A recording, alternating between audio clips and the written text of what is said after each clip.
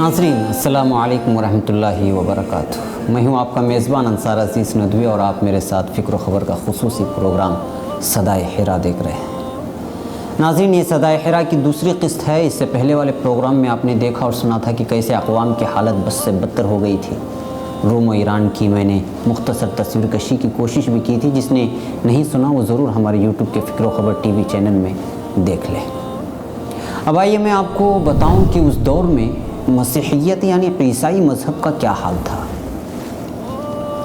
ईसाई मज़हब जो उस वक्त हज़रत ईसा अलैहिस्सलाम की तालीमात पर मुनहसर था वो हक़ था, मगर मसला उस वक्त पैदा हो जाता है जब अल्लाह की किताब में उस वक्त के पादरी कह लीजिए या वो लोग जो मनमानी शुरू कर दी थी और कर चुके थे, क्योंकि हज़रत ईसा अलैहिस्सलाम को पर्दा किए सदियाँ गुजर गई थी और इस मज़हब में इस दर्जे तफसील वजाहत के साथ नहीं थी कि जिससे यूँ कहा जा सके कि इसमें एक मुकम्मल ज़िंदगी गुजारने का तरीक़ा है। जैसे कि अली मियां रहमतुल्लाह अलैह ने इंसानी दुनिया पर मुसलमानों के उरूज व ज़वाल में इसका कुछ यूँ तस्करा किया है कि मसीही मज़हब में कभी भी इस दर्जा तफसील वजाहत न थी कि जिसकी रोशनी में ज़िंदगी के अहम मसाइल सुलझाए जा सकें या उसकी बुनियाद पर तमद्दुन की तामीर हो सके।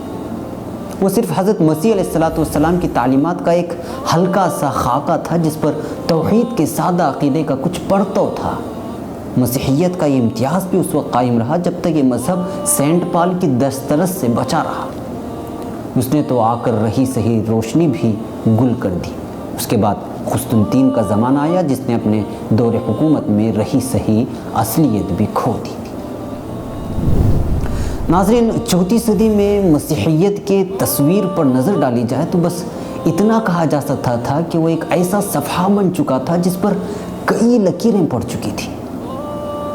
हर कोई अपनी मर्ज़ी से या जबरन या फिर नफ्स की ख्वाहिश के मुताबिक अपने मसाइल के हल उसमें जोड़ दिया था, या फिर यूँ कहिए कि ये मज़हब एक माजून मुरक्कब बनकर रह गया। और सबसे अफसोसनाक और बदकिस्मती की बात यह है कि ये मज़हब अपने दौर अव्वल ही में तहरीफ़ात का मरकज़, जाहिलों की तावील और रूमी व नसरानियों की बुत परस्ती का शिकार हो गया था, बुत परस्ती का।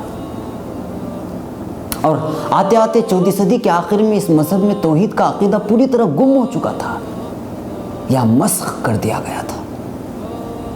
जबकि ईसा अलैहिस्सलाम तो तौहीद का दर्स लेकर आए थे, मगर यहाँ तस्लीस का अक़ीदा पैदा हो गया था।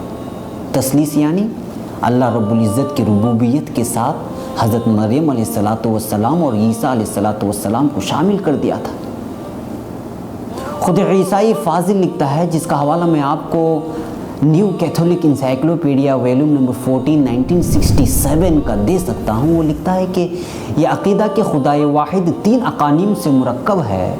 ईसाई दुनिया की पूरी ज़िंदगी और अफ़कार में चौथी सदी के आखिर ही में सरायत कर चुका था और तवील अरसे तक सरकारी और तस्लीम शुदा अक़ीदे की हैसियत से जिसको पूरी मसीही दुनिया मानती थी बाकी रहे, यहाँ तक कि 19वीं सदी ईस्वी के निस्फ़ सानी में यानी इस सदी के बीच में आते आते इस अक़ीदे की तफसीर और उसकी शक्ल तक पहुँचने का राज फाश हुआ।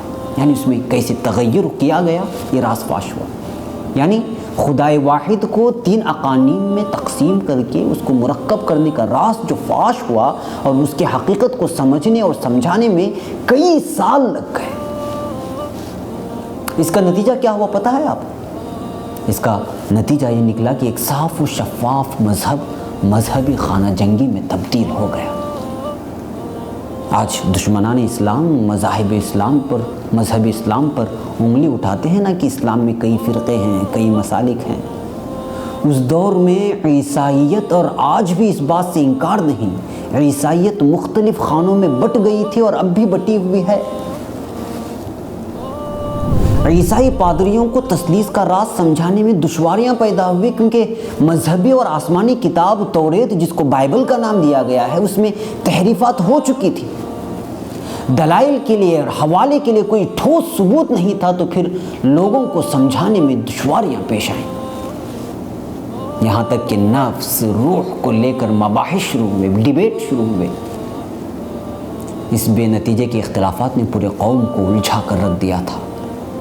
جو من میں آئے بکا جا رہا تھا۔ حضرت مریم علیہ السلام و حضرت عیسیٰ علیہ السلام کو خدا کا درجہ دے کر اور من گھڑت کہانیوں کے ساتھ ایک دوسرے پر طعنے کسنے لگے تھے، یہاں تک کہ ان خانہ جنگیوں نے بڑے پیمانے پر خونی معرکے کی شکل اختیار کر لی۔ یعنی اب عقیدے اور ایمان کے فیصلے تلوار کے زور پر ہونے لگے اور میدان جنگ خون سے لت پت نظر آنے لگے۔ گرجا گھر اور کلیسا اور لوگوں کے مکانات حریفی کیمپ بن گئے اور پورے کا پورا ملک خانہ جنگی یعنی سول وار کا شکار ہو گئے۔ عیسائیوں کی اخلاقی پستی کے بارے میں مختصر بیان کیا جائے تو اس بات کا اندازہ لگا لیں کہ حضرت عیسیٰ علیہ السلام کے 200 سال بعد تک رہبانیت کا کوئی رواج نہیں تھا، مگر بعد میں یہ سلسلہ چل نکلا۔ شام، یونان اور روم میں کثرت سے اس کی مثالیں ملنے لگی۔ ہر شخص جس کو عزت کا لالچ ہوتا وہ راہب بن جاتا۔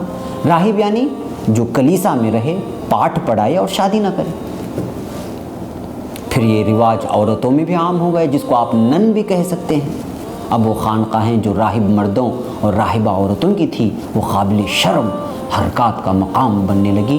عورتوں کی جائز عزت اور والدین کی تعظیم پوری طرح فوت ہو چکی تھی۔ ناظرین، اس ہفتے میں آپ کو یہیں چھوڑ جاتا ہوں۔ اگلے ہفتے تیسری قسط میں اور بھی کئی حقائق اور آگ کی پوجا کرنے والوں کی داستان سناؤں گا۔ اس وقت وہ کس حال میں تھے یہ بھی بتاؤں گا۔ اپنے میزبان کو اجازت دیں۔ السلام علیکم ورحمۃ اللہ وبرکاتہ۔